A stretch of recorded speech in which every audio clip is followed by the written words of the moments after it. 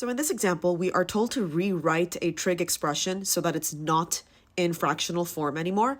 And the procedure might seem a little counterintuitive. It might seem like we're doing something for no reason, but all we're trying to show here is that you can rewrite trig expressions in such a variety of ways that regardless of what you're given, you can always rewrite that expression using different trig functions. So we're going to rewrite this one in particular to get it so that it's not written as a fraction anymore.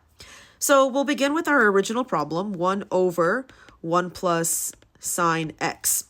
And if we wanted to write this in a way that it's not a fraction, we basically have to do something to get rid of the denominator.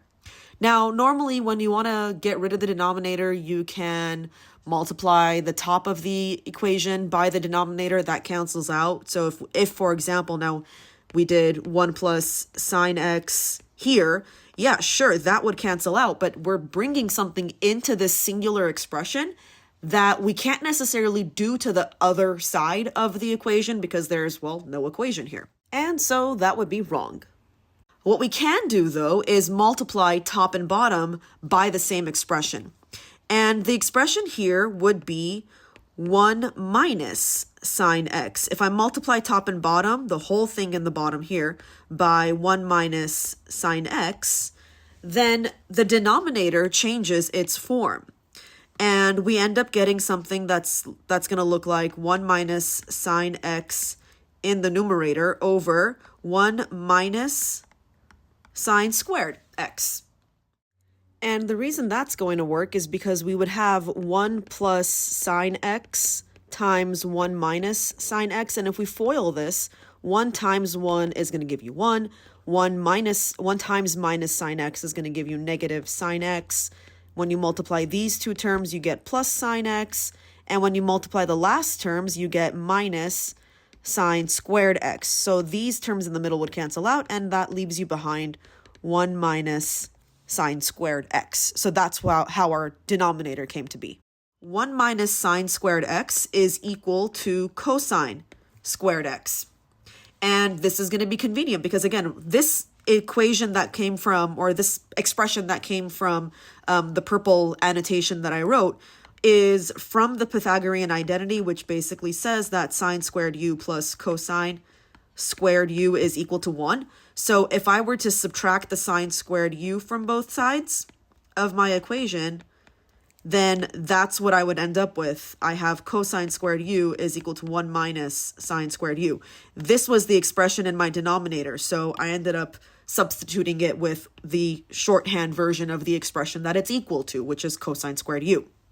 So what we have now is 1 minus sine x over 1 minus sine squared x, which is now the cosine squared x. Okay, still a fraction.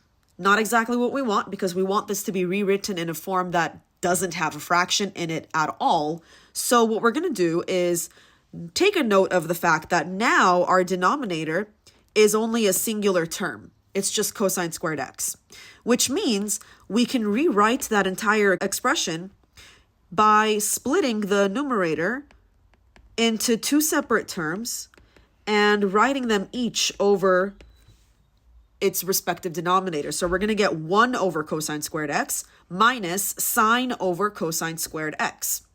So 1 over cosine squared x is technically 1 over cosine x, the whole thing squared, right? Because anytime you have a square on the outside like this, if you just distribute it in, it applies to the top and the bottom of the fraction. So that's how we're able to go ahead and pull the exponent of the 2 out from here and put it on the outside of the entire fraction the way we have it written down. And the other term becomes sine x over cosine x times another cosine x. And the reason I'm writing it this way is because sine over cosine is equal to tangent. So this part of my expression is going to be replaced by tangent x. We're going to have tangent over cosine x. So the interior of my expression over here is equal to secant x. So technically, there's a whole bunch of substitution that I can actually do here.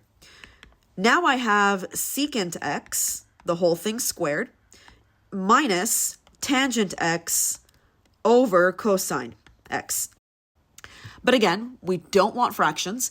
At least on one hand, we are able to write down secant squared x, and it's no longer fractional form, so that's so far so good. But then the other part, we got to get rid of that denominator. So instead of writing it as tangent over cosine x, we're going to write this as the product of tangent x times the secant of x. And there we finally have it.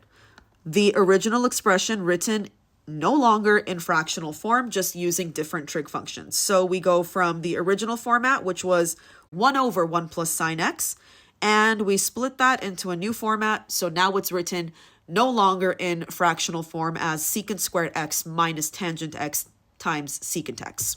And that's that.